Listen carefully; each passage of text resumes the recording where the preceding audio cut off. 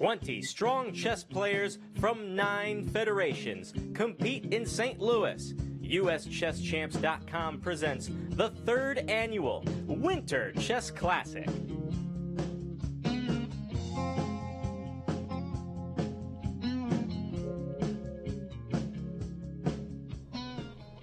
Hello, and welcome back to our live coverage of the 2019 Winter Chess Classic. As always, we are your hosts. My name is Caleb Denby, back in my seat here, taking it back from Ben Simon. But nice to as have you always, back. I'm joined by the lovely Sabina Foisor. So Sabina, I wasn't here yesterday, so maybe for my benefit and the viewers at home, anything exciting happened while I was gone? A lot of exciting things happened yesterday. I think it was great having Ben here as well, but you know, it's always nice to have to switch sometimes. I'm so glad I don't get switched for the moment. So, for you're sure, irreplaceable. We can get Ben in here that. for me, Thank you. Nobody to replace you. But there's some interesting events yesterday, and I think as the tournament advances, we might see more draws, but also maybe the players could get tired and we might see blunders. Right. So it's really exciting. Yeah, it's the middle of these tournaments where things really kind of shake out, right? You get the leaders who near the end really have to start racing for points, and then you get the trailers who kind of just start trying to take points away from those top players. Yeah, they might start slow with some draws and Yeah. maybe a loss, but then, you know, it's quite a long tournament, 9 rounds. Not that long, but we still have. Personally, I would be looking for players like Jeffrey Zhang and Alexis Serrana and Grigori Oprin, those top seeds, to really find their form and start running away, separating themselves from the pack a little bit. That's true, and in the A group also maybe Var Akobian yesterday, he had a very beautiful win.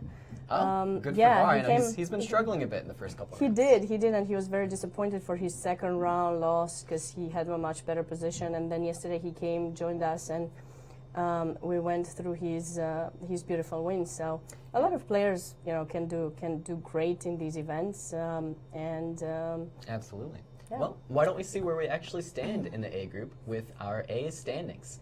Jeffrey Zhang drew his round 3 game, bringing him to 2 out of 3. Also tied with him at 2 out of 3 is Grigori Oprin, Daniel Naroditsky, Rinat Jumabayev, and Sam Sevian also joins the leaders after a nice win yesterday. Hovannes Gabuzian and Victor Erdos still very much near the top of the pack with 1.5 out of 3. And trailing is Alexis Serrana, Var Akobian, and Sethu. And why don't we see what's going on in the B group as well? There is one leader in the B group, and that man is the only FM in the tournament, actually. Yeah, but although the title's a bit deceiving, of course, he's a very, very strong player. Very much deserves to be in the mix with these grandmasters. And he is actually leading with 2.5 out of 3. Trying to catch him is Melik Kachin, Tigran Harutyunyan, Federico Perez Ponce, and Sergei Azarov, all with 2 out of 3.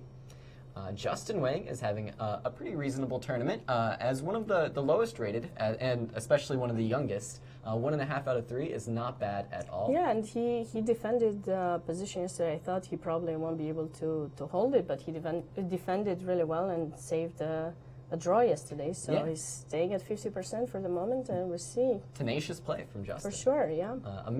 Emilio Cordova and Christopher Yu and Elshan Muradibadi.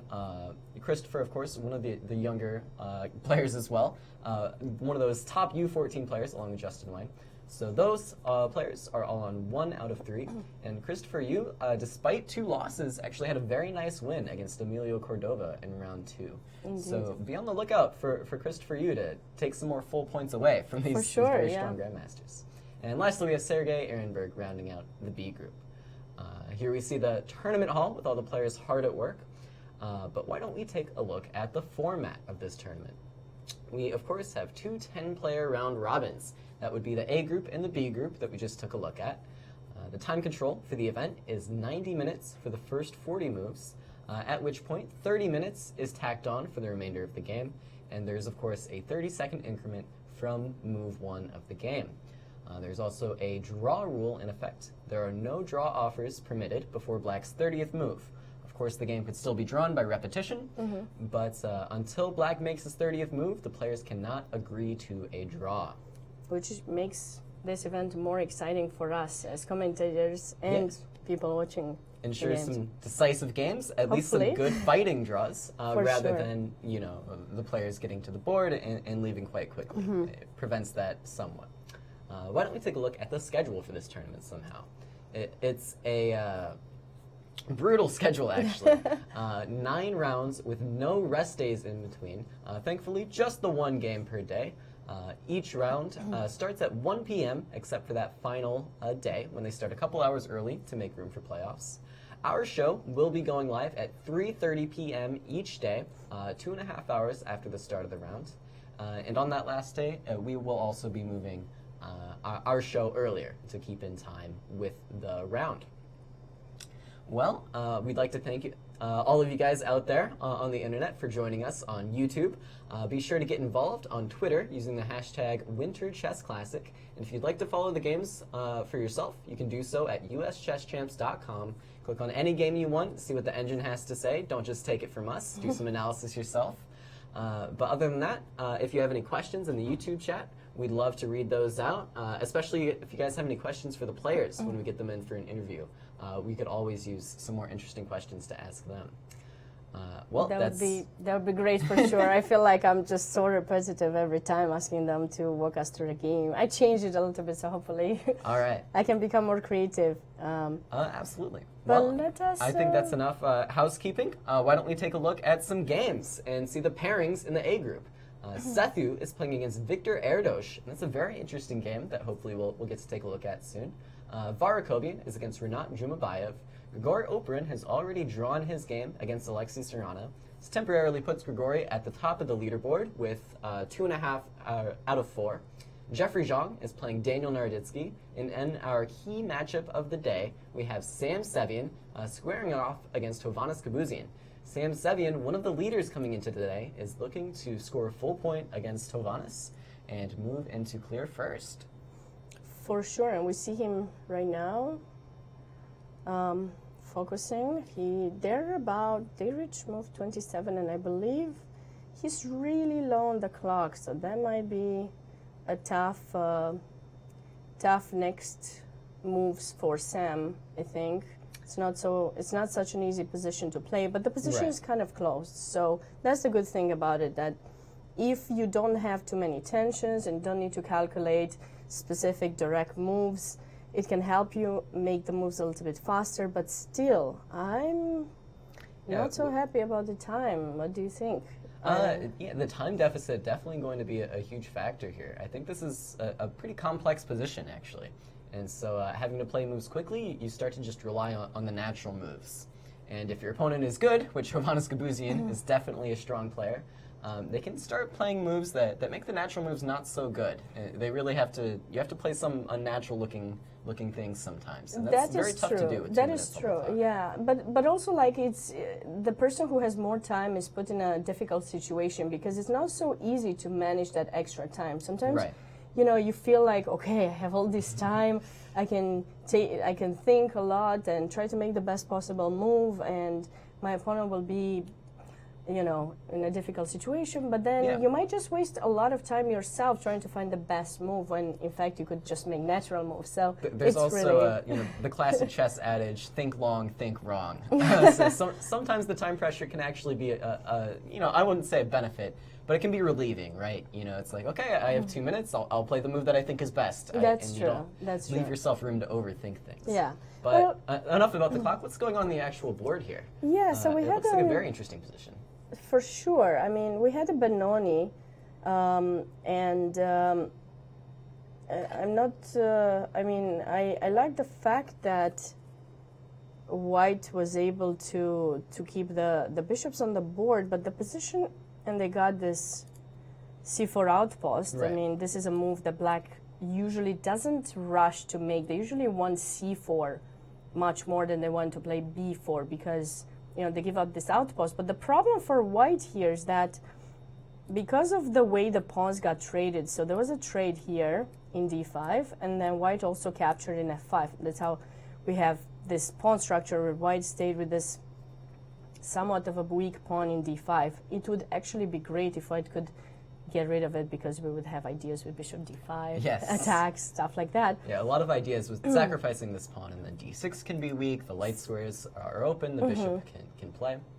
But with the pawn there, we usually get these outposts, and of course, once again, I did mention the c4 one. The problem is white only has one knight, and right now it's on the other side of the board, so to get it to one of those squares is not going to be so easy. So let me ask you a question about Sure. evaluating positions. So in positions like this, I feel like they can be kind of difficult to evaluate, right? Both sides have weaknesses, and both sides have a lot of pieces on the board. So something I've tried to do is to look at the plans. And for here, I don't really see the clearest plan for white. Whereas for black, I feel like he simply wants to play a5 and a4 and get his rook into the game via the a file. So if I had to pick, I think I would definitely prefer black here. What are your thoughts? Do you disagree? So that's an interesting idea. So usually, like I do a step-by-step evaluation. You don't always have the time to do that. Like look at king safety, space, center. Yeah, you know, the imbalances in the position. Imbalances in the position, and see who seems to be doing better. And this is, you know, a little bit unclear, but that f5 pawn that I've mentioned previously is a black's weakness right now that I think should be something that white can think about to try to put pressure on. And then there's the e file. It's not immediate that white can bring the rook on the e file because we have to deal with this very annoying bishop c3 skewering if we're going to play rook e1. But I would think that this bishop in f3 is not meant to stay there anymore, and I would like to improve it. Yeah, that's my problem though, is I didn't see how to improve the white pieces. Usually, whereas for black, you know, I can play bishop c3, and then knight g7, my weakness is defended, and then I don't see anything to stop me from playing a5 and a4. Usually we would want to do something like this. Okay, that seems sensible. Or through e2, d3 now, but I am worried about d5 a little bit. I have seen, not so often, but I have seen sometimes white moving this knight away from g3 and trying g4. It's not going to be an easy task to do. But yeah, it's for sure not so easy. But even if you play, like for example, for black, you think the plan could be a5 and a4, and I do like that idea. But if you do move your rook away on the other side of the board, then you will, you know, leave the f5 pawn unprotected. Right. So it's kind of tough, I think, for both sides to come up with a good plan here. If you're not really playing these types of positions very much, it's so easy to get distracted. Definitely. I used to study the Benoni for both colors, and I would play it against my dad when I was a kid, and I would lose with both colors. So I'm not so sure what to say. Yeah, many things have been said about the Benoni, but no one can argue it's a very fighting opening. That's for sure. It creates imbalances, and it makes the game very interesting and very difficult. So this is certainly a game to look up for, and we, like, knowing that Gabuzian has so much time, I think we can maybe go to other games, come back, see what is happening, what plans they come up with. Well, why don't we check out what's going on in the B group then? We have the B pairings. Sergei Ehrenberg is playing the youngster, Christopher Yu. Sergei Azarov squares off against Elshon Muradi Abadi. Tigran Harutunian plays Emilio Cordova today. Melik Kachian is facing Justin Wang, and then in our key matchup of the day, we have Federico Perez Ponce playing the Group B leader, Alexei Sorokin. Alexei, of course, with 2.5 out of 3, a very strong start to the tournament, and Federico trying to catch him today. So what do we have going on in this game? Let's take a look. We have a little bit more balanced time situation with both players leaving themselves enough room to work, but actually it's just move 20 in this game. That is true. So for sure we're going to see some very exciting time trouble moves, I think. Whenever there's more moves than minutes, more moves to make than minutes you have to get there, you're in for a scramble, I think. So it looks like we had, if we look back at the opening, we had Ruy Lopez, a6, bishop a4, 97 line. So not the typical Ruy Lopez. Actually, this is something that has happened in another game yesterday here. So 97, bishop b3, and now white goes for d4 directly. I have seen a lot of players try to play first c3, prepare to play d4, so they make sure that in case of a capture, they would stay with the 2 pawns in the center. Right. So this is something else that white can do. But here, Perez Ponsa, I guess, wanted to just be a little bit more aggressive. Just open things up immediately. Yeah, just open up. So now we see knight a5. It kind of makes sense, right? I mean, I know very little about this particular line, but it seems like black has spent 2 tempi to move this knight to e7 and then g6, so white's playing a little bit more freely in the center, opening That things is up. true, but the difference would be that when you have the knight in f6, e5 is so easy for Yes. white to play, chasing your knight away, and then you have a huge problem with where you're going to place the knight next. Right. So here, in a way, you're safer with the knight, but you do waste a lot of time, indeed. Yeah. So that's something that you always have to give something to get something in return in chess, especially when you're playing black pieces. I think Definitely. you can't get as much, at least not in the beginning. Well, black made some more knight hops with knight a5. Yeah, now he's getting the light square bishop if he wants to.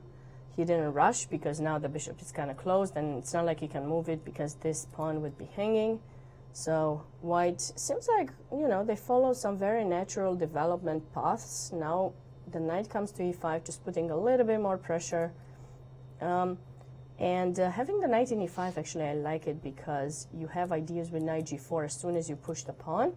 So we're going to have some threats to chase this bishop away. Okay. So queen e2 defending the c4 pawn, d6, like I said, threatening some knight g4 ideas. So white decided to play h3, and now we are going to prepare potentially for some f4. Right.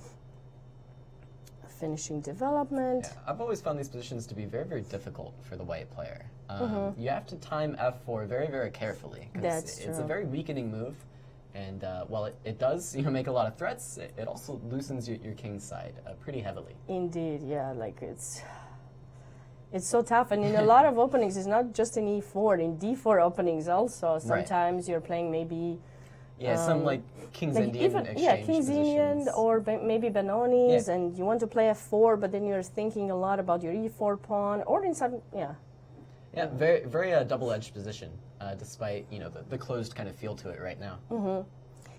And it was kind of interesting here to see black going back knight to c6, not actually wanted to take the bishop in b3. What do you think about this choice? That bishop isn't the greatest bishop I've ever seen, but I agree. Yeah, maybe he was actually worried about opening up that file for white. Do you think pawn takes is how he would recapture? I'm not so sure if you can. Oh, maybe we have this intermediate one. Maybe that's why he didn't go for it. Yeah, and then you could take on Then b3 with the yeah, knight. because now you have to recapture, and then we take with the knight. There's bishop takes e3. Wait. Not so sure about that. Can we take with the queen? Can we temporarily sacrifice? It looks quite complex, actually. So maybe pawn takes is in fact the move. The move directly, not rushing to take an e6, just wanting to take the next move and then trading the bishops. Right.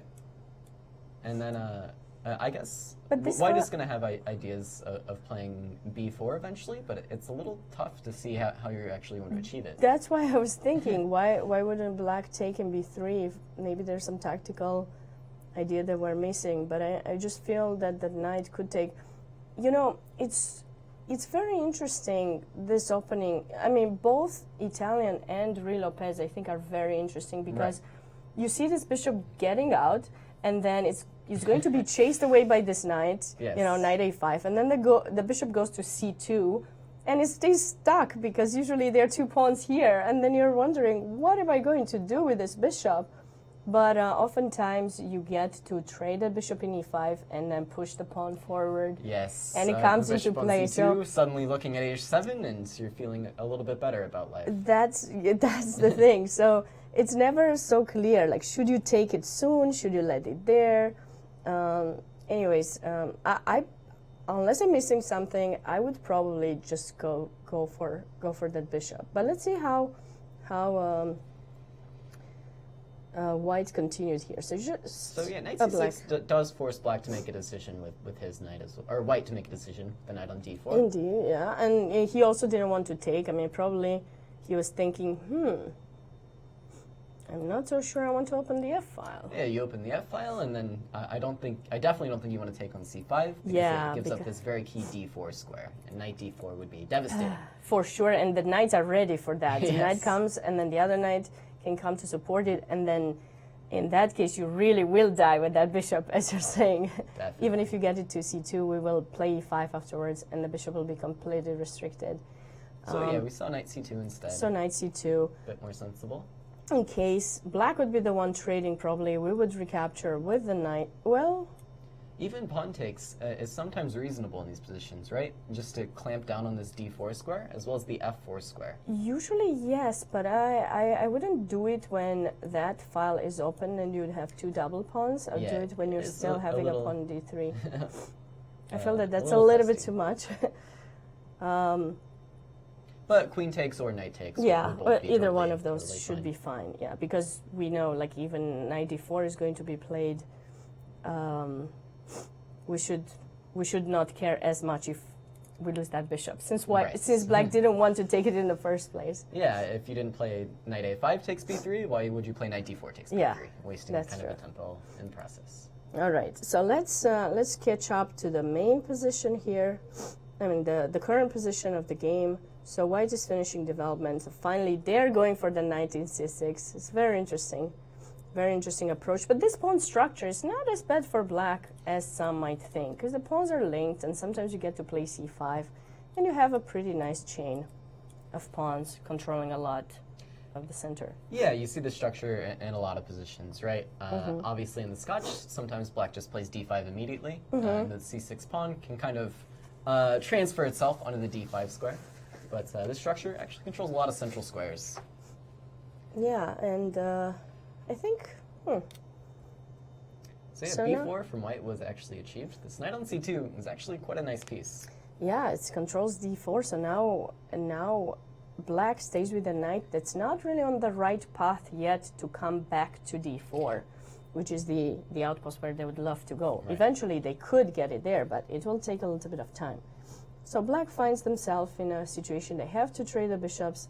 Queen takes, okay, very, very interesting, maintaining the knight here to control that d4 square. Yeah, and suddenly white might even be using that square for his own pieces rather than the black player.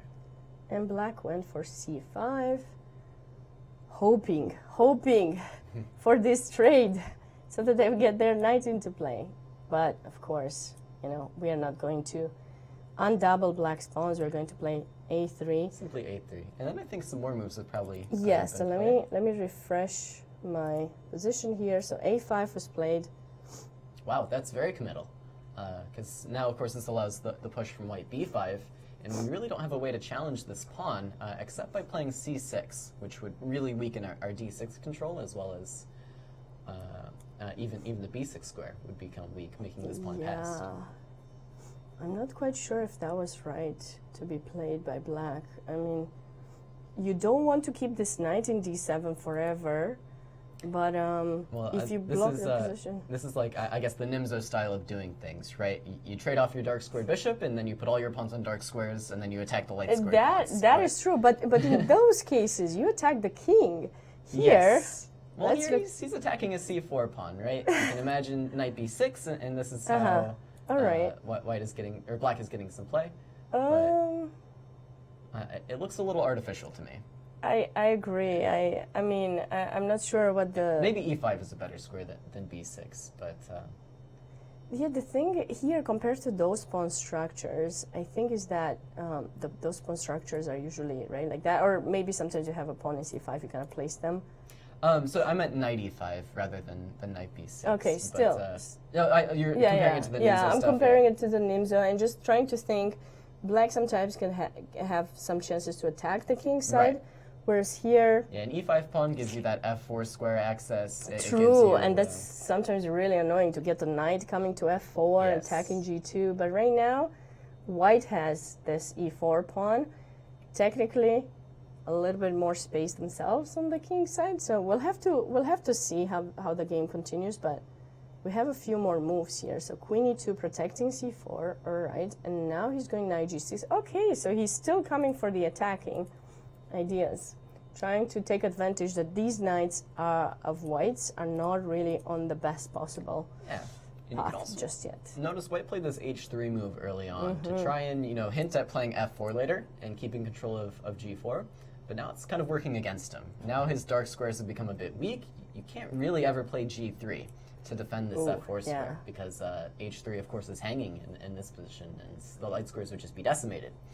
So looking a little testy for white, I think. It's tough to control this f4 square. It might be tough. So he probably wants or should do something like rook f1, maybe bring this other rook to e1, because those will be the places where he might want to push the pawn.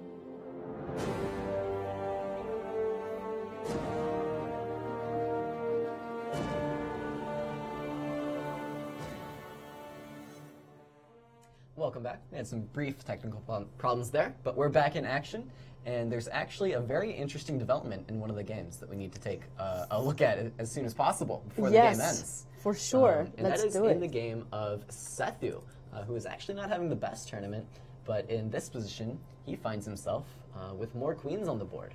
Always a pleasure for a player to have more queens. And how did this exactly happen, Sabina? Let's, so we had a pretty normal opening here, right? Bishop c5, it's one of the main lines here for black. c3, occupying the center, bishop g5, h6, bishop h4. Typical moves we've seen before played, right? For someone who plays e4, e5, this should be something you're studying in the beginning. And then we see this interesting move, rook e1, for white here, preparing, actually, I think e5. Probably just maybe e5, just adding more support to the pawn as well. Yeah. White, of course, didn't really want to develop the knight from b1 because you want to recapture on c3. So it's kind of like a gambit, just giving up the pawn, taking c3.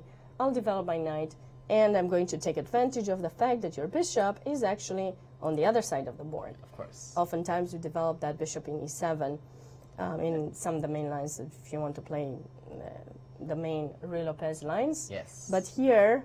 just d6 from black. Controls the e5 square. Doesn't bother with this c3 pawn at all. And then white takes in c6, just messing up a little bit their pawn structure. Black takes in c3 intermediate. Nice intermezzo.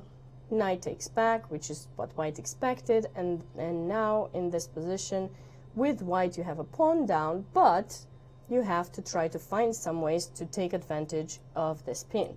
So white is going to bring their queen a little bit more active. So Sethu is playing queen to c1, maybe envisioning some pressures over there. Somehow queen f4 I would love to play. I'm not sure if tactically that move would work. We need to make sure g5 is not possible. I would not play it. I don't think it is. I think it actually looks reasonable, right? Queen f4, g5, just knight just take it. Yes, Yeah, just get take it. Out it. of there. And then I mean, you have to have the feeling and make sure you're comfortable sacrificing the piece, but I feel like it should work. So black goes for rook e8, and now maybe, thinking of some escape path, or maybe having rook e6 to protect the knight in case of some queen f4. Yeah, also keeping an eye on that e5 pawn, or e4 pawn, possibly moving to e5. For sure, so e5, Cesar Rahman is just going directly for a very aggressive move. And this idea is often seen in some other kinds of openings, in d4 openings too, like maybe a Benoni you would see this pawn sacrifice. And the idea is you actually are freeing the square where the pawn was, right? So you play e5, right. They have to capture, and then you're going to go knight e4. So actually creating a square for your knight. At some point last year, I was teaching here at the club, and one of the classes was the secret life of pawns. Yes. So I really enjoyed. I actually prepared a few games with this, but knight comes, putting the pressure, and the queen gets opened as well. So a lot of interesting ideas for white. Also notably, sometimes you'll see a pawn sacrifice like this because it actually, the pawn gets in the way for the opponent as well. Black just brought this rook to e8, and now it can't look at the e file anymore. That is true, this yeah. pawn Just is in the way. Getting the rook blocked. And now, white has 2 pawns down, but it's not as simple because now they're going to go for some tactical ideas. And I really like this move, knight takes e5. Ooh. So of course, if rook takes e5, the idea is knight takes f6. Yes. Pawn takes f6. And rook takes. Rook e5. And the pin maintains on that pawn now. That pawn is hanging, this pawn is hanging. White should be having an amazing position, maybe close to winning here. But this is actually where black crumbled, I guess. We were shocked, both of us. We were just about to go live, and we saw this move being played. Right? Knight takes e4, and we're like, what are we not seeing here? What is happening? So let's keep count of the pieces. Black took 1 knight. Yeah. And now white takes 1 queen. So bishop takes e8, So and then... That's a piece for a queen. But after bishop f2, king h1. Well, they had 2 pawns previously, right? So now... 2 pawns. All right, so a piece. Then one was captured, so now 2 pawns. A piece and 2 pawns for the queen. And after bishop e1, for the moment, black has a rook and a bishop and 2 pawns for the queen. Which you would think, okay, that's great. I would love to play that position. Yeah. And you showed me earlier so what we thought they might have. Black might have expected queen takes e1, the most natural move, and then rook takes e5. And this position I actually don't think is so bad for black. White can play bishop c7 maybe, hitting the rook. We'll just play maybe rook e8. And it'll just be some kind of position where black is maybe holding with the 2 rooks and the bishop in exchange for that queen. But actually, white has a much better move than queen takes e1. Yeah, and Setterman played it almost without hesitation, I think. Yeah, pretty immediately, just queen f4. And now the problem for black is the knight is defended, the bishop is hanging, the knight is hanging, f7 is hanging. Everything seems kind of collapsing here for black. No way to solve all of black's problems. Yeah, and so probably this was also the moment that black spent a lot of their time trying to understand how could they miss this idea. What queen f4. The problem sometimes with calculating long lines is that you sometimes can forget, if they're not completely forcing, you can sometimes forget moves like queen f4, and it's happened to all of us. And now what to do? I mean, you have to escape you have to choose one of the pieces with which you're going to escape from the threat. If you think there's going to be no mate, you can of course sacrifice the f7 pawn, which is exactly what black did, just saving their bishop, thinking, okay, if you're going to take here, maybe I can try to do something like bishop d6 maybe, but it looks... I'm not sure if bishop d6 maybe I can... I wonder if I could take in c6 maybe, or maybe not. Well, I mean, the bishop's attacked on yeah, b4, I know. right? But I don't know what else. Maybe just let it... It's tough. I'm not sure what... Maybe he can just think, okay, well, we have this pin. Maybe rook... Yeah. It's tough. Even this looks bad. This looks bad. Yeah. But queen f7 was queen actually f7 was choice. played, and then king h8, and then we had a few more moves. Knight to g6, check. The king went to h7, and now forced. knight f4, chasing the rook away and trying to find some mating. This rook has very, very few squares. Rook e5, and now we are in the Six current squares position. is available for the queen. You can imagine this rook on a1 trying to get into the action somehow, maybe via the f1 square. And things are just falling apart, collapsing for black. Seems to be collapsing. I mean, here's the thing. When you get a winning position, you have to keep your calm. You have to not think, okay, I'm completely winning. Why is my opponent still playing? If you start thinking that way, you're completely losing touch of the position. Well, yeah, the good news for white here is you don't have to kill the king to win this game. You have a full queen for a rook. You can simply, I don't know, take c7. You can play queen g6 and take c6. Just start collecting all these pieces. And there won't be much that black can really do about it. Yeah, I agree.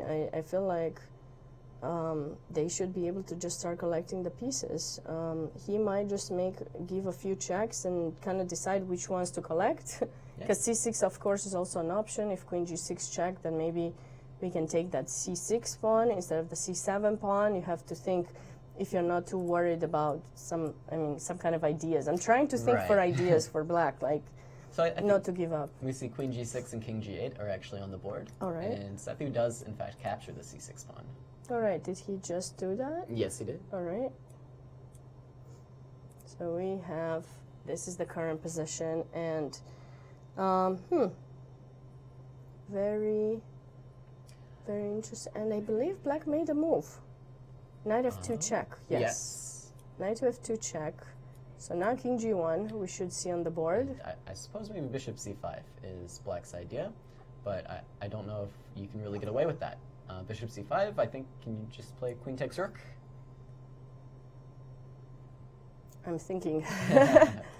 I don't know if there's any kind of discovery that black could try. Ooh, you know, look at this beauty. Check. Okay. Where do you go? Yeah, that looks... Yeah, that's like going to be an issue. Yeah, it looks like Sethu king h1, is... knight f2, king f1, knight h2 is mate. Yeah, king f1 would be very, very fun. King f1 would be terrible. Disaster. Disastrous. So this would be a draw, so we cannot capture that rook. We should be very careful about it. I mean, let's not go for it.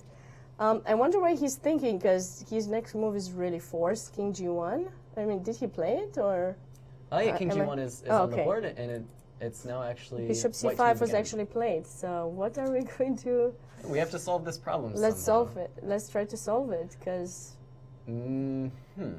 Imagine we were in those situations, what would we do? Maybe you can play... Okay, wow, this is actually more difficult than I was expecting. Maybe we can do rook c1.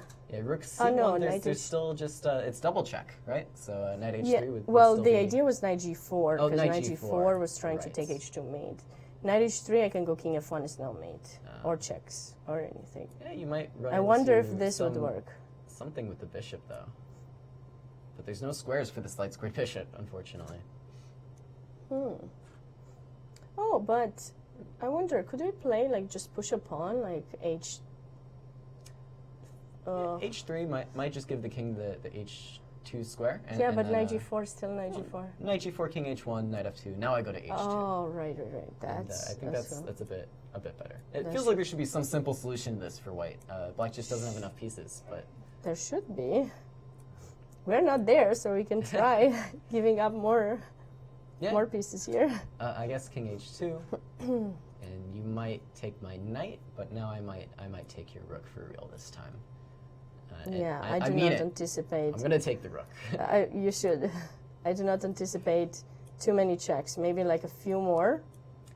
Luckily, my bishop controls g5. You're chasing me a bit, but but king f3. I'm in the center of the board. I think I'm free. Let's hope.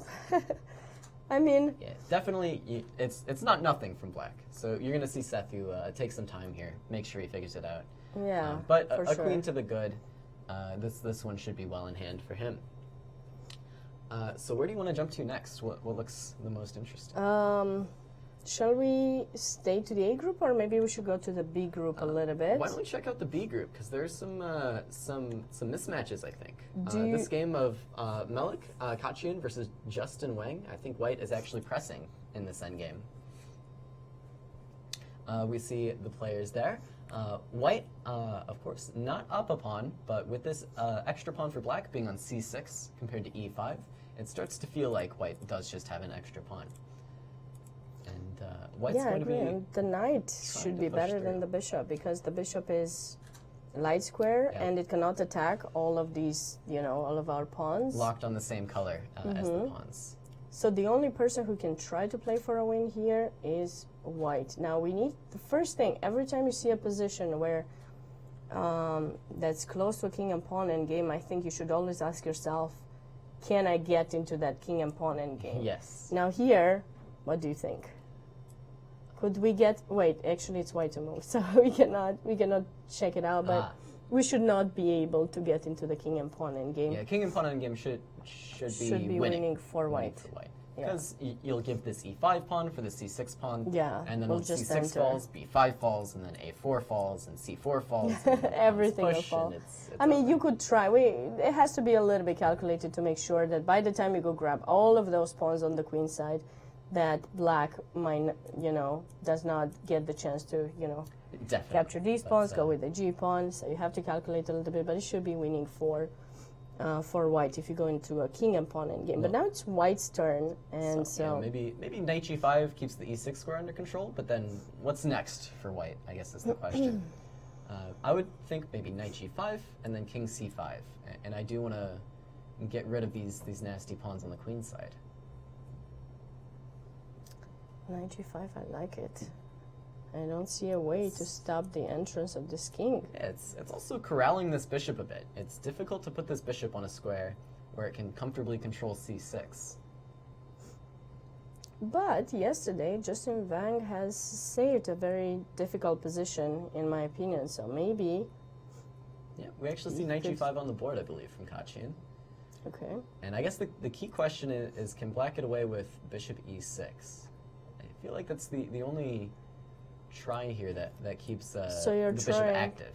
In case I trade, you're saying. Yeah. I have not calculated it, but. So if you play king e4, I'll play c5, and then I'm threatening. I'm not threatening anything, I guess, but it's difficult for you to get your king in. Although I guess just king f4. I can go here. Yeah. This is what we have to possible calculate and see if it works or not. Which pawn shall we take? Maybe Because Black will anyways promote the g pawn. He's going to take this and then go with the g pawn. Yes. So. So the yeah, okay. Probably this one. The problem for Black is I don't think you can play so king d3 makes sense for White, I think. D3 or D5? I'm still. Well, I don't like putting my king on one of those diagonals. That makes me nervous. I see. Okay. I just wanted to make sure king f4 is not possible, but I don't think it should work. All right. So. Oh wait. No. Yeah. So the problem for Black I was going to say is you can't actually play g5 instead of king h4. G5 would save some time in promoting the pawn. But unfortunately, White can now promote the g pawn with check, and that would be devastating. That's going to be the problem. But here, though, king takes h4. If you go for c4, you have to be careful. Because maybe I can just be very fancy and go king g5. This king and pawn game is actually kind of interesting. Maybe instead of king d3, White should be playing b4. And this makes the pawn a little bit more outside. That would probably be, yeah. This should get the job done. Now, for example, you actually have to take, so we have to recapture, and then king takes. And now we have an a pawn, which is just a bit faster than the h pawn. And of course, there's the classic. Wait a second. That's the problem. I feel like we might have gotten we wrong for sure long time ago, but hey, it's a very interesting endgame, so why wouldn't we just try it? Regardless, Black chose not to allow this endgame and played bishop d7 instead of bishop I feel e6. like this could be a draw. This one does look like a draw to me, but let's go back to the actual game. we went So way too far. Black chose not to play bishop e6 because this endgame should be winning for white. I think we messed something up along the way, but bishop d7 doesn't allow the trade of the minor pieces. It does allow this white king to get in, and it forces this bishop to the d7 square, and I think eventually the e8 square. It is It just really has to go back and forth. The only places available. Now white needs to try to find some way to put black in Zugzwang. I mean... So I think knight h7 and knight f6 is actually quite tempting. Yes, because... But the thing is... Yeah, let's say bishop e8, black just passes. If I play knight h7 and you play king e6, now after knight f6, there's no good square for the bishop. Well, I would probably just go to f7. Yes. And then... Maybe I'm getting myself into trouble, actually. I don't want to give up my e-pawn just yet. It's not as easy, I think, to improve. You would love to get... Actually, I think... this position. In this position, you would want to play knight h7 because then king e6 is not possible because knight f8. But the question is, can you find some way to give the move to your opponent? That's... Well, there's some tempting moves for white. You can even just come further with the king. Maybe king b6. King b6 and try to do some kind of triangle over here and then come right back to c5. Well, I don't think you even have to triangulate. Just king c7. And now the king is a little bit closer to the action. I'm kind of surprised we don't really have that many results yet. By now, I think in the previous days we used to have... I mean, we have one draw. The players taking their time. And it gets very intense. In fact, the only game to finish so far is this Grigori Operin game against Alexei Sarana, which finished quite early on today. And we see Justin Wang. Yeah, Justin, hard at work there at the board. This is a very tough position. Why don't we try and find a winning idea? So let's do that. I think Justin should pass with bishop e8, right? do you see any other ideas? I don't think there's much else to do. Unless he can find some way to bring his bishop somewhere, but his king, I mean, but there's no way to bring the king because of e6. So I think bishop e8 should be the only move. So and bishop e8. I will play king b6. And I guess maybe king d7? Is this an idea? King d7. I mean, I can simply pass with king b7, right? You have to be very careful when you place your king and bishop on the same the same color. There's some tactical patterns. Yeah, maybe knight e4 is actually quite strong here. And then I go king e6. And then knight d6. Bishop's in the trap. Now that I have my king. And I go king to c7. Yes. And this is a true Zugzwang. I go back. Not yet. Not yet? Not yet. Well, knight... Maybe knight c8. Maybe you can take that, right? I can. Maybe. Oh yeah, I might have a few extra tempos. Maybe knight b7. Knight b7, Maybe it's knight c5. And the c5 square is then you have to go back. And yeah, knight c5, and now you... This is the true Zugzwang. Is it? Yeah, is it you have to let my king into if the d6, king goes, so you have to then, give up the c6 pawn. Yeah, that's gonna be... So this actually looks kind of trivial for white then. You do have to be careful of some lines where you let the black pieces get out, but as long as you don't do that, your king can invade, and there's just not enough squares for this black bishop to really be able to hold. And the only reason is all the pawns are blocked on their own pawns. So black's own pawns are blocked in the same color as the bishop, and that makes it a very difficult piece to have. You cannot really have any kind of counterplay, so white is just going for... Oh, did he play by any chance? Did we have a move or no? Not yet. Justin is still thinking in this position. Right. More bad news for Justin. Kachin has 52 minutes on the clock. He's in no rush. Yeah. This is the type of position that you're just happy to play forever and ever and ever. As white, you're in no rush to end this game. You're having a good time. Your king's more active. Your knight's better. You have the passed pawn. This is just very pleasant. Yes, for sure. And so expecting a white win here, I guess, right? I think so. Yeah. So did anything catch your eye in the other games? Not really. I mean, A lot of them seem pretty balanced. Most of the time, you can go back if you want to see what Seth has there. Why don't we actually take a quick look at the prize funds for this Let's tournament? do that. I don't think we haven't at least done while that. I've been here, we haven't seen them yet. That's true. In the A group, we're actually playing for a total prize fund of $22,000. First place takes home $6,000 of that. Second place gets $4,000, and then third place $3,000. And everybody walks away with something, with even the last 4 players getting $1,000 to their name just for showing up and playing. In the B group, we have $14,000 total. First place getting $4,000, second $2,500, and third place $2,000. So these players playing for a lot here. The difference between that first place and 7th place prize is quite substantial. So even if the players are having a bad tournament, they have a lot to play for, monetarily at least, as well as, of course, chess players obsessed with the rating. Of course. They always want to cut their losses as much as possible. Make sure That's true, yeah. they're keeping that rating. Rating is for sure something that they have in mind, but I think a lot of players also, they just, like to be creative and just play good games, and they could use this tournament as a training tournament for some other tournaments. Oh, and we see actually Justin has given up the C6 pawn. We're also keeping an eye on Sethu there. That game did follow the way we expected. So we'll get back to that. King H2. But let's see this position now. Justin giving up the C6 pawn, and actually then just retreating the bishop back to the square it came from. So he's thinking, I don't care about that pawn. Feel free to take it. Yeah, I guess he'd rather have the square for the bishop than have the pawn there, to avoid some of these zugzwangs that we were looking at. Yeah, and now white is going to be a little bit further from taking this b5 pawn, so he needs to bring his knight to d4. I mean, that should not be too hard, but you always have to be careful. Now that you move if you were to move the knight from g5, yes, black was going to advance with the king and start having some counterplay. We do have bishop d7 and then king c5 on the board as well. So that is our current position. And what's next for the white player here?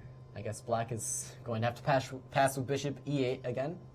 That's what I would expect at least. Probably, yeah, because you definitely do not want to give the b5 pawn. I mean, I cannot imagine giving that pawn as well, because, I mean, the only idea you would want to give that pawn would be to get your bishop to b3, but that should not be sufficient, especially because white has a knight. If it would be an opposite color bishop endgame, then you'd be happy because you just blocked white's majority. But in this case, there's a knight, so the knight can jump around, attack those pawns, and eventually you lose it. So you definitely have to wait. I think white's being very clever here. After bishop e8, I'm expecting king d5, actually, to transfer control of this e6 square. Now the king watches it, so the knight is free to move. And I don't think there's much that black can do to stop this knight f3 to d4 maneuver. Maybe... yeah, because I cannot check you now. I mean, yeah, there's just not much to be done. Tough, maybe a tough defense for black for sure. So I think I'm going to call this game. I don't think there's any way Kachian does not win this position, barring some extreme circumstances. But let's just check it back in with Sethu, see how this game has progressed, how white chose to solve these problems of his king.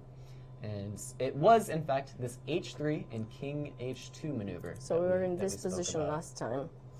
And h3, knight... oh, and black went for the bishop b7. So we were looking earlier at knight takes h3, but we saw didn't amount to or knight too much. g4, right? Also, or knight takes h3. But yeah, there wasn't so much. So black decided to go for this sacrifice in order to be able to get their other rook into play, just have it a little bit closer to be able to create some threats against white's king. You always have to be careful, because just because you have the queen doesn't mean you have to win the game, right? The king's safety is number one thing. Is still possible. Of course.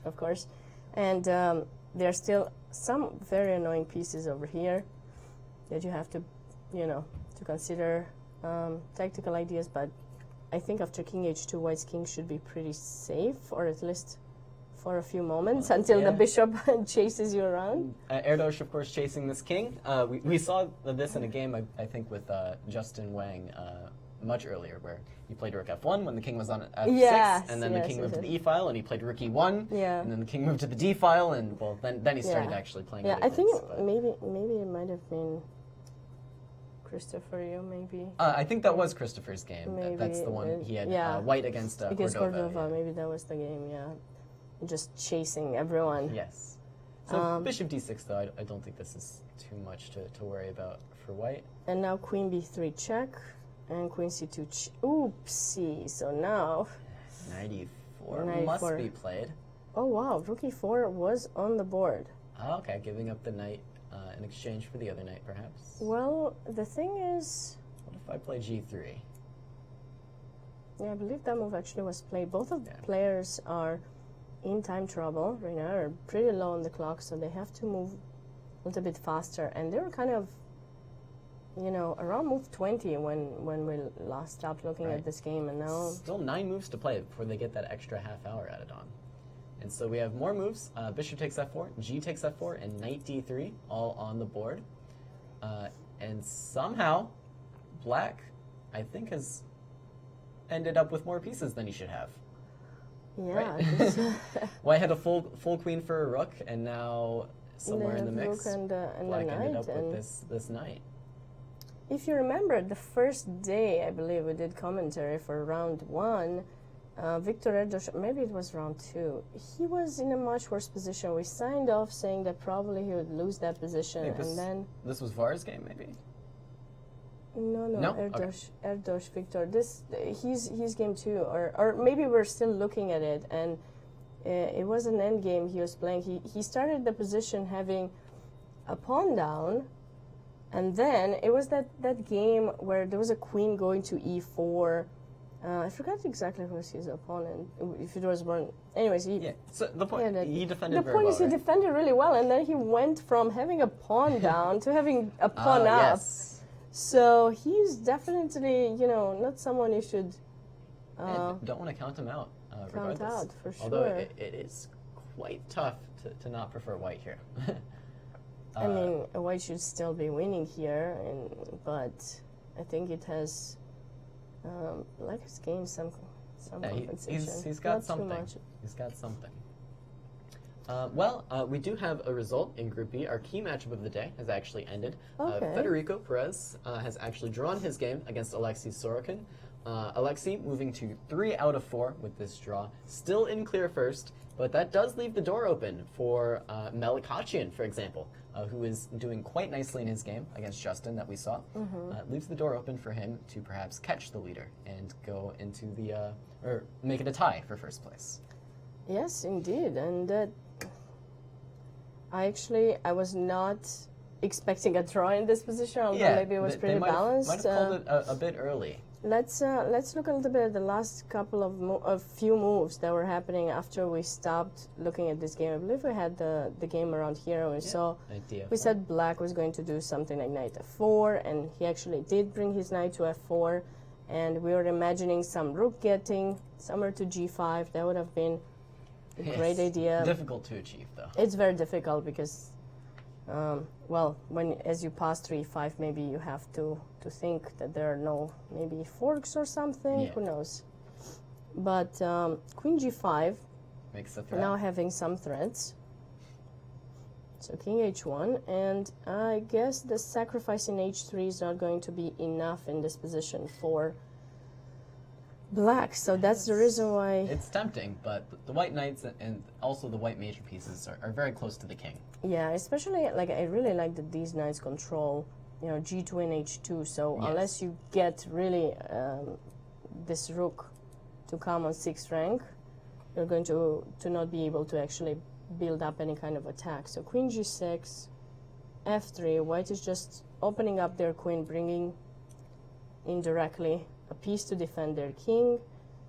And now the players seem like they just made a few moves to reach the move 30 and for a draw maybe. Yeah. Not sure, it seems like they're just...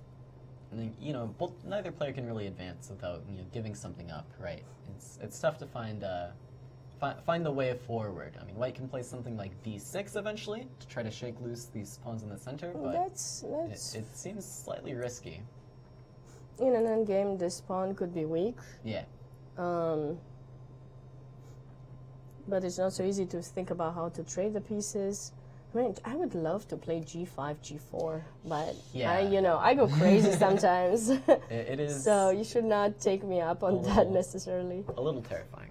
It is, but given that white does not have the bishops, you shouldn't be too worried that your king would be in that much of a danger.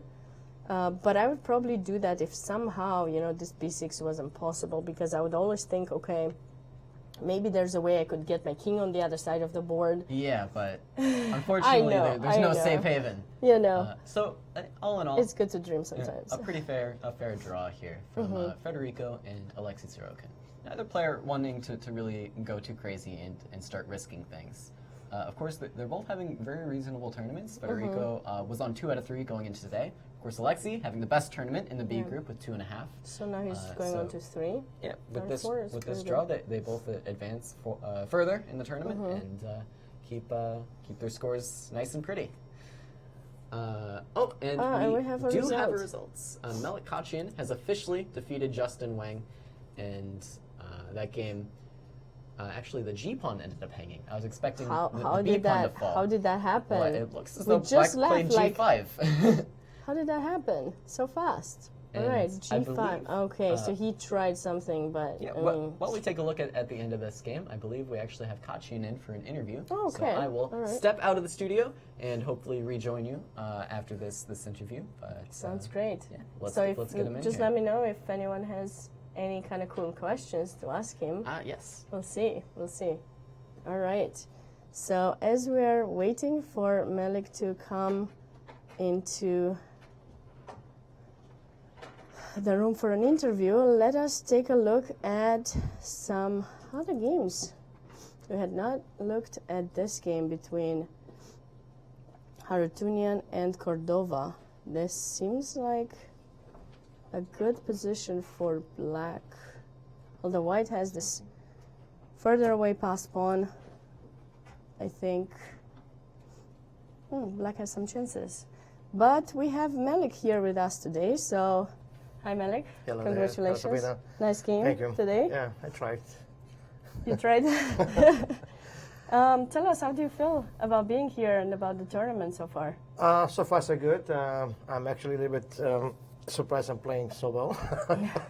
I thought it'd be like much worse after this crucial 5 days of Grand Chess Tour. But I'm glad I'm making quest for the gym. Yeah, it looks like you're having a great tournament. So yeah, maybe this will help you to come back from retirement and play some more chess and do a little bit less coaching. Is that tempting for you? No. I mean, come on. Coaching is my main job, obviously. But I mean, playing, it's also important. You know that, Sabina, because, we have to play sometimes just to keep ourselves in the shape. So, yeah, I thought, complete retire, but then I figured, no, I miss chess, so I have to play. All right. Take us to maybe some of the key points of the game. Well, I didn't prepare this line, obviously. I when I studied his games, I noticed the kid is very tactical and stuff like that, and being a little bit aging player, so you understand I have to make some adjustment. And I thought this is great stuff. And I used to play this line for maybe 20, 25 years ago or so. So I thought this is what I prepared. I actually mostly focus on a direct approach from Black's perspective, playing c5, Sabina. So this is supposed to be... Over here. Yeah, this is supposed to be the concrete approach from Black's perspective. But I thought I found something interesting through my engine. So I was thinking to consider to play here either mainline knight d2 or knight d5, which is engine actually likes it.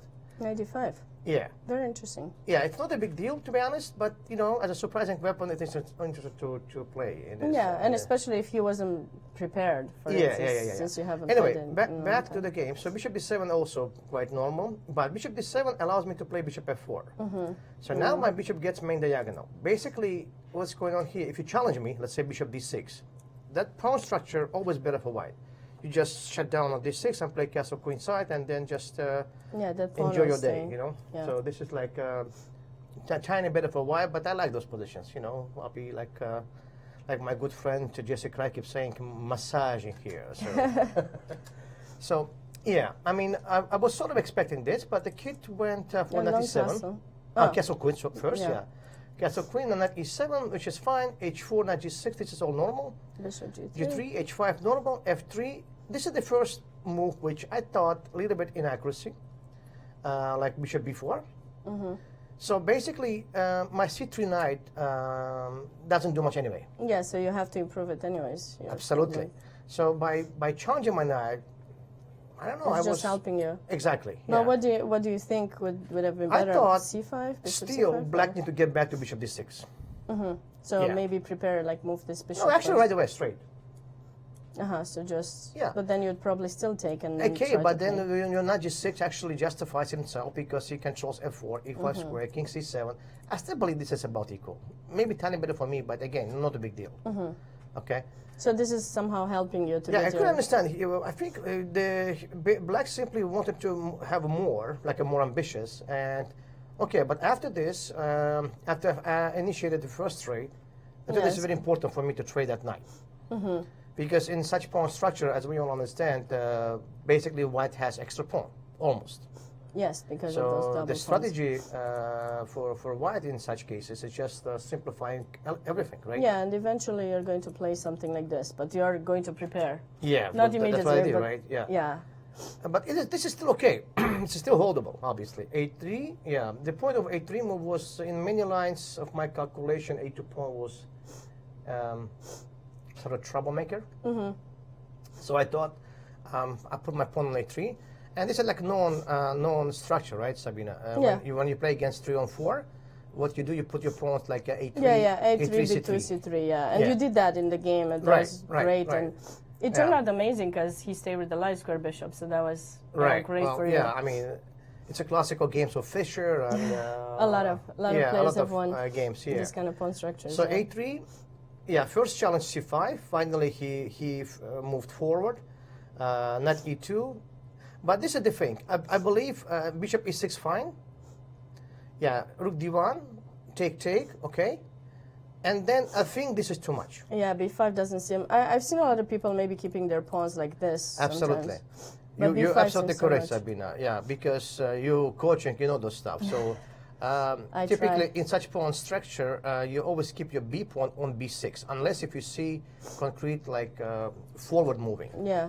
Because usually, since your main bishop here, it's e6 bishop. So what you want to do, you want to keep your pawns Pawns on dark squares dark so that this squares. bishop Yeah, can do something. yeah. And plus you have a bishop, so it makes a lot of sense Right, that he absolutely. would have kept Yep. the pawns on black to annoy your bishop. Yeah. But yeah, b5 seems definitely a No, mistake. you're here. absolutely correct. Yeah, BC. I was expecting. So after this, now he must play c6 Yeah. because now there's another problem because now I got the d6 square. This is what usually happens when you push the pawns. That's why they Yeah. tell you. You know, they don't go back, so make sure Right, you right, right. think twice before Well, you this push it. this plan here took me forever because I couldn't understand how do I make a product.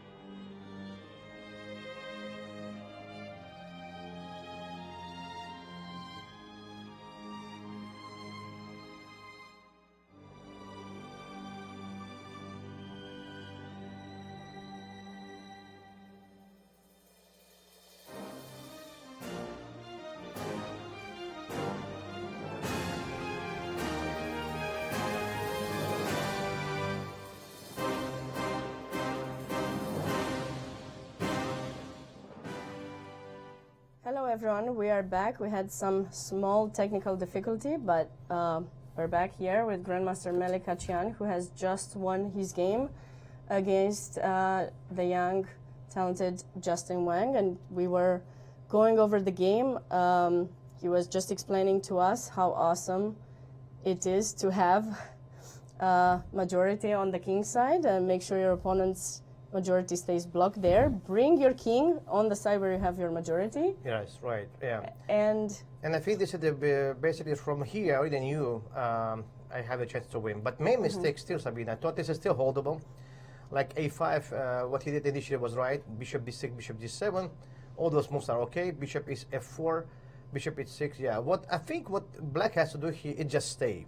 You know, Yeah, just wait. and just do wait, nothing. because the main mistake you can point out immediately when he played bishop g8, bishop f8 on move 31. Oh, trading that bishop. Yeah. Yeah, we actually have not seen this point. We're looking at your game a little bit later, Yeah. but that's certainly Yeah, something because you don't black want has to do. stay here, like, you know, that's the, you know, I don't know, like maybe a4, maybe king b7, just stay. Maybe he was thinking if he trades the dark square bishop, he gets the chance to play b4, but probably you move the knight. He early made two before- two major mistakes. He went bishop f8, and suddenly things become very, very bad, because after bishop f8, I have now access to Yeah, and now c5, you d6 have- square. Yeah. And then finally decides a mistake when he played absolutely unexpectedly like a king b6. After just king letting b6 you is get the designable. rook active. Yeah. Yeah. After And king, after king b6 that- game over. He needs to stay on c7 at least to cover up the missing the bishop and cover the 6 square. But probably. I mean, you can- this is still losing, by the way. I was thinking to play something like either a4 either way at some point, challenge the b5 pawn, and then calling b4 and then knight b1, or like a classic knight b1, knight d2, c3, and then just slowly like green down. maybe you like move the maybe king, knight f3. then knight f1. Ah, you would go to f3 even if the Maybe, bishop yeah. is I mean, I will figure out something. Yeah, I know yeah. this I is mean, going to be like it's step by step. You have to. it should to be like a improve on it. technical win here. Yeah, But so- what he did to can be seated is just game He over. lost some patience Yeah. here, and then Exactly, yeah, and yeah. after that we really It's just enjoyed. done. We really enjoyed the end game. Yeah. we No, were this is looking like at. very like it's like a basic like this simple lesson, because you control dark squares, and he probably also missed like e5, fe. He missed the king d4 idea. But no And matter you what, just- it's already lost because this, yeah. yeah. I was thinking here the main move is actually king b6, and then he's still losing because I play now. Maybe just check, no? Yeah, knight d5. Yeah, knight d5. So actually, not king b6. I thought rook e8 the only move to stop king c5, but not e4, and that's why I chose this version Yeah, to make sure there's because- no rook f2. Then your king is entering. Also, Right. that pawn Yeah, g6 that's is game saying. over, yeah. Yeah, great And then game. just won the game. Yeah. Yeah, very Anyway, nice, I'm trying. very Yeah, nice I'm game. trying to not to be. So you had more whites for the moment, right? You I'm had lucky. Three I'm lucky whites. to have a 3 whites. So then you're gonna have more. Well, blacks. yesterday, Elshan like pushed me like to the brink. I mean, I thought I'm going to I, lose the game. I was analyzing the game yesterday. But it was a very interesting game, by the way. Super interesting game. Yeah. Super complex. I thought white was winning clearly, but I guess I was wrong. So No, that's why I told Elshan. He also thought he was clearly winning, but no, there's always some chances there. Yeah. It's always been complicated. Yeah. Well, Anyway, it's, I'm trying. It's a long tournament. Yeah. Thanks for joining us today. Absolutely. We wish you good luck in the Pleasure. remaining. Anytime. Take care with Black. Yeah, And okay. we'll see you again soon. All Hopefully. right. Hopefully, Hopefully. Sabina. You know I love you so. But soon I will come back here again. I'll talk to Sounds you. good. Talk to Sounds people. great. It'll be great. Thank you. All right. So that was Grandmaster Melik Kachian, the captain of U.S. Olympic team, and he's showing some great chess here in St. Louis. Let's see, we're going to have Caleb back with us in just a few moments. And meanwhile, I'm trying to see, going back to our key matchup of the day, the game between Sam Sevian and Hovhannes Gabuzian. This was the game that we thought will be the most interesting of today's round in the A group. And, a lot of things have changed. Caleb? Yes, What do indeed. you think? Once again, my greatest insight into the position is the number of pawns. That and is true. White has more. I believe, if my count is correct, it is 5-4. Yes. But count is correct. seriously looking here though, I think Black has good holding chances, and that's due to this H4 pawn for Black. Yeah, that I feel like really, this is. brings the puts a damper on things. The question is White. this a draw or no? Well, actually, looking at the position, I thought it was White to move, and I thought Oh, it was a I'm draw. sorry, But now okay. that I know that it's Black It to is move, black to I move. think it's definitely a draw. Yeah, simply because Queen G3 I here, don't even. think you. Or maybe not. Maybe Queen D2. Just That's what I was hitting thinking, lots but of let pawns. us not forget about some activity. No, probably it Just wouldn't King be. H5. If the king if the queen strays too far, then this Queen E1 to G3 Yeah. idea is simply going to kill the game. I feel like we're going to see a. There was a move. There was a move. Yeah, What did I miss? Queen That E1 Queen E1 was has been actually played. played. in this position, so I feel like we're going to have a draw in this game unless we're missing some kind of... Well, the only try for white is this queen g1 move, right? And then the queen from g1 just simply isn't going to be useful enough to get it done. It's very tricky when you are playing a queen endgame because you just have to always be careful for checks. You need to make sure you're not going to allow the opponent to give you a perpetual check. You need to make sure your pawns are safe, not to lose too many of them. So I'm not sure. It looks like Sam is contemplating whether he should take the draw or not. I think he probably will take the draw here. Having trouble believing that queen g1 would actually work. He's clearly not very happy about it. Yeah. Maybe there were some chances he had missed earlier in the game. We kind of left off. Why don't we catch back up from where we were? Let's see where we were. It seems like a ton of moves have been played. Yeah. We were around move 30, I remember. I don't remember exactly which one. Somewhere around here where some trades had happened, and then we were trying to figure out what were the plans. So let's see. Let's watch and learn. We did what see, did they do? Knight of Knight 6. of 6. Okay. I mean, so that knight definitely had to be improved. Yes. And now the knight is brought to g4, So bishop g1. This is very typical. You do not want to give up that dark square bishop with white. Of course not. The knight went to h4, and now knight to g3. White, I always thought, is very happy in king's Indian positions or Benoni to give up this light square bishop because, you know, oftentimes it's blocked by its own pawns. Right. So I think white should be happy with this trade. But if with black you want to try to attack, you probably should get rid of that bishop. So rook took, queen f7, looking at this d5 pawn and maybe having some ideas to bring the queen towards the attack. And we did mention earlier white possibly sacrificing the d5 pawn for activity. Yeah, but now the bishop's without that gone. light square bishop, then it just doesn't make sense anymore. Yeah, it doesn't make as much sense. So now h3 is being played. You have to go back to h6. So in a way, white forced black to get the knight on not such a great position, and now queen to d1, protecting that d5 pawn. So black does get this file now. So white immediately challenges that, make sure that...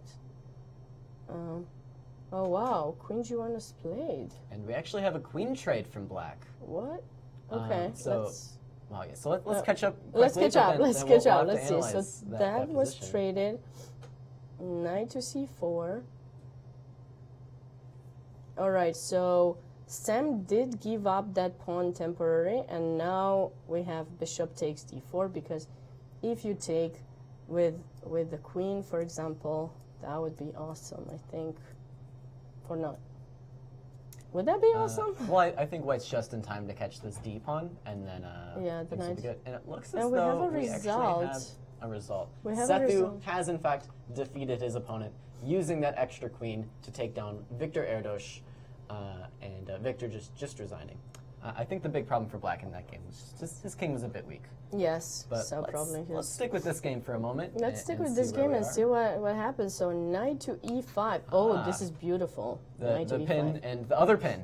Yeah, double pins. You cannot take my knight, and we're putting a lot of pressure on f7, threatening to take the knight in f7 and then the pawn in d6, or yeah, d6.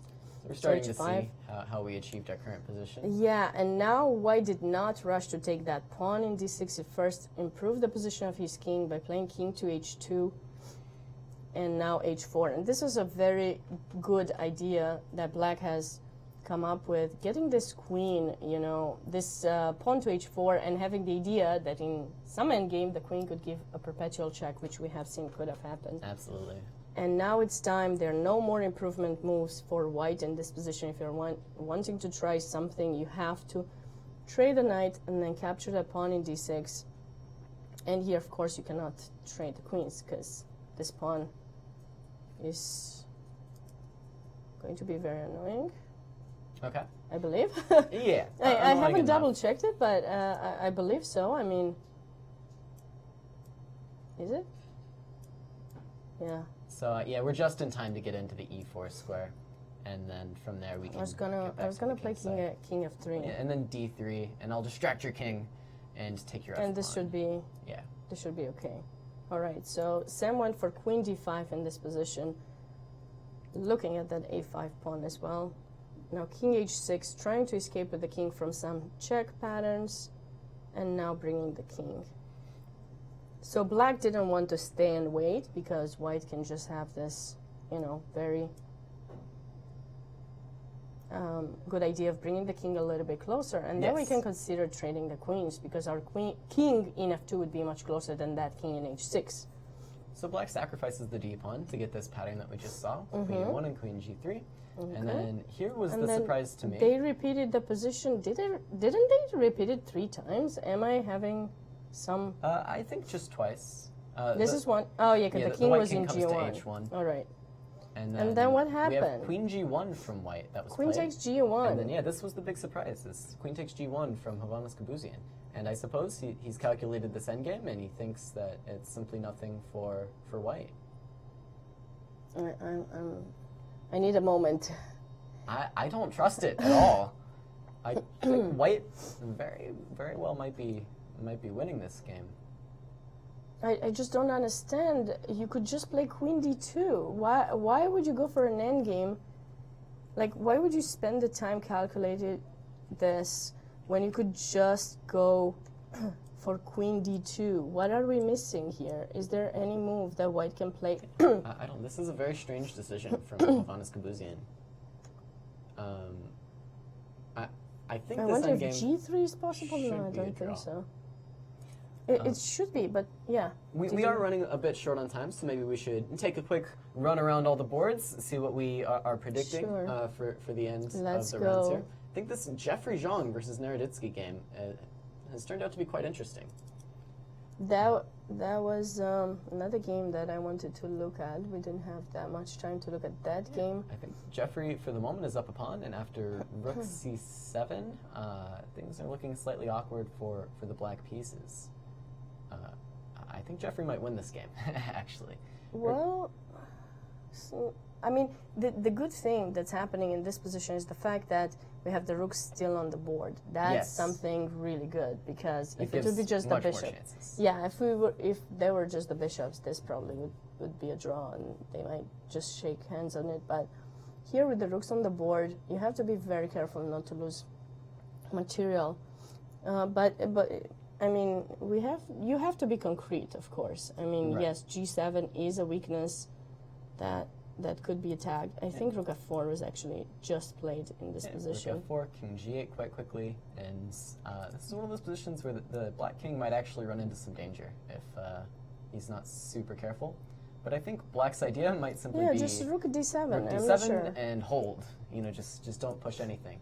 I'm not sure if that was played or not. Yeah, that was just played. It's not so easy to improve. You know, some ideas from white. You can start pushing these pawns on the king's side, start making some more threats, but maybe holding chances move the for rook, Naroditsky start here. something, maybe g6. Yeah. You have to see. But we also have this Varkobian game against Rinat Jumabayev. This one is looking to be drawn, perhaps. It's a double rook endgame. But black's rook's a bit more active, but white does have a very nice d pawn that black is going to have to corral eventually. So expecting a draw here, and then over in the B group. Probably a draw. I mean, if anybody has chances, I would say it's white. But, because of this because pass of that pawn. d pawn, yeah. But you also have to be very careful of the g3 pawns. And Maybe now we might see a draw there. I think in the B group, Sergei Ehrenberg actually has a winning attack against Christopher Yu with this rook d8 move, and now I'm expecting bishop e5 maybe, and this rook might come to h8, and let's put a variation on the board that I think might be quite bishop nice. e5. Yeah, bishop e5. And then what does black do? If you play bishop c3, I have rook h8 check. Yeah, and losing. And I can pick up losing this bishop. So simply winning for Sergei Ehrenberg, perhaps. Yeah, I'm not quite sure what to do. Don't think there's much else to be done. So, expecting a win. Expecting a win, so that would be nice for him, given that he started with 3 losses in this tournament. Yes, getting on the board finally, and with a win, nonetheless. Yeah.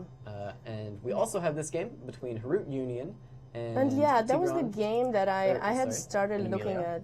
at when Melik was, when you were changing Yes. with Melik and getting him into the studio. And I saw that Emilio Cordova had an extra pawn, and I thought he had some chances to try to push here for a win in this Absolutely. position. I You think- do have this passed pawn already far away here in h4, but that should not be enough. So the good news for black is 3v1 is a very, very, very favorable structure on the queen's side. You That's can for sure. always push those pawns quite easily. You can very easily make 1-2 pass pawns.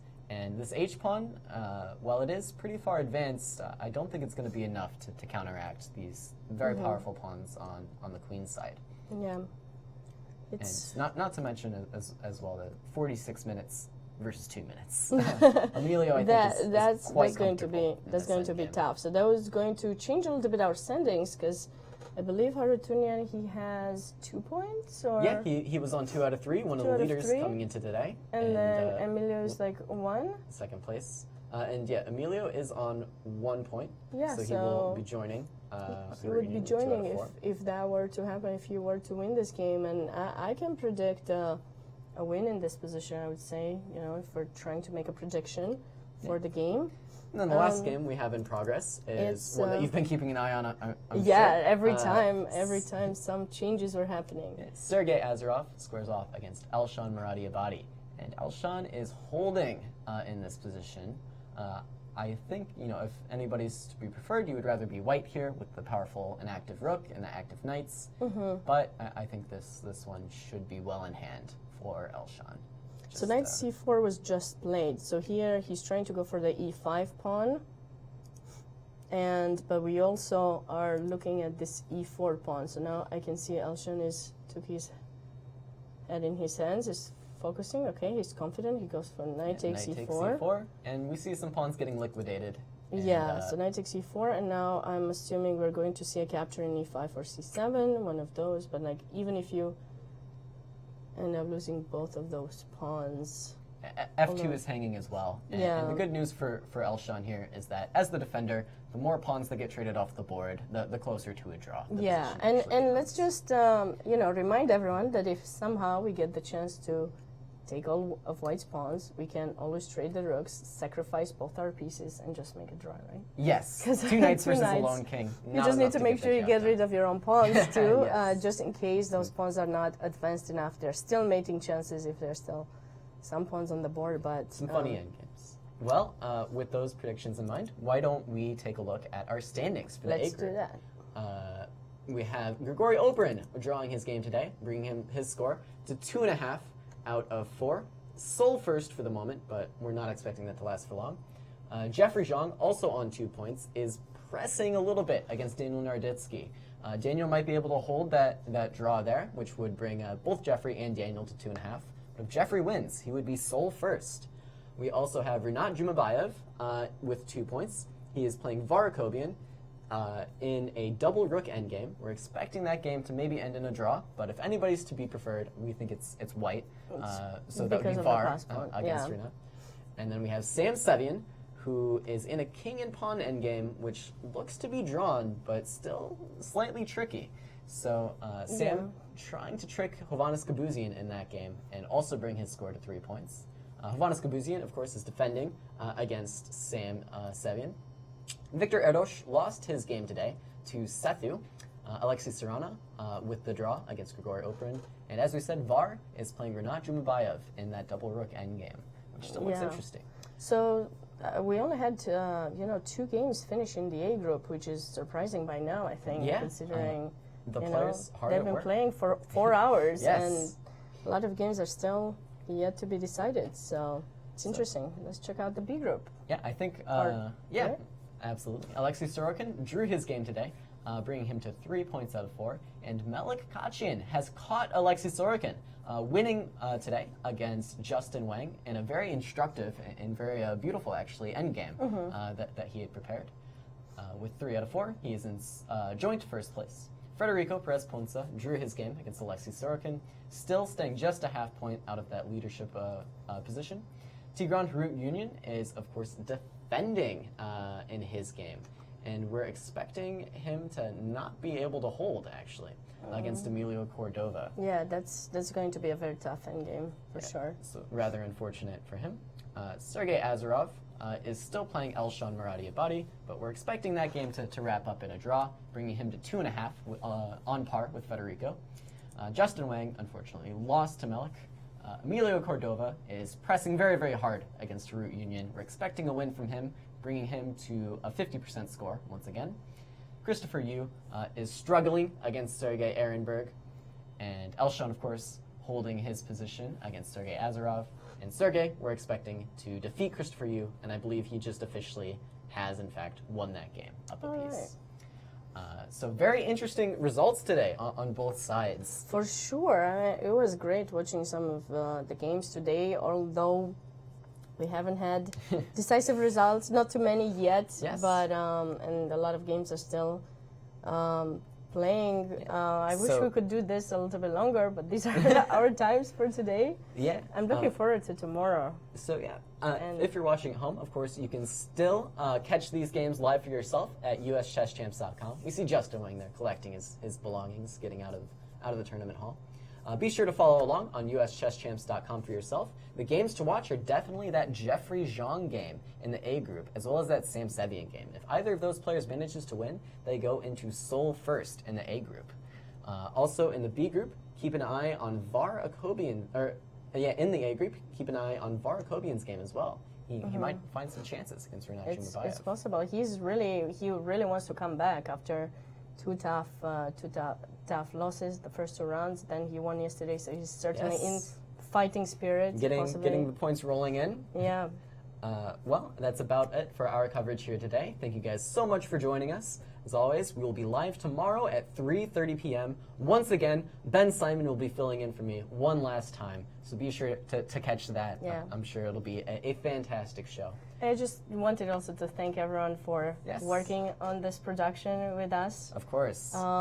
Ben and Isaac. As well as Tony, and Tony out there working hard as well. Yep, and the players for giving us such great games, and of course the arbiters for making sure the tournament runs smoothly. Yeah, a lot of people behind the scenes making sure everything gets done here. Of course. So thanks for that, and we hope you continue watching the tournament, and we'll see you tomorrow. Be sure to join us tomorrow at 3:30 p.m. for more coverage of the 2019 Winter Chess Classic.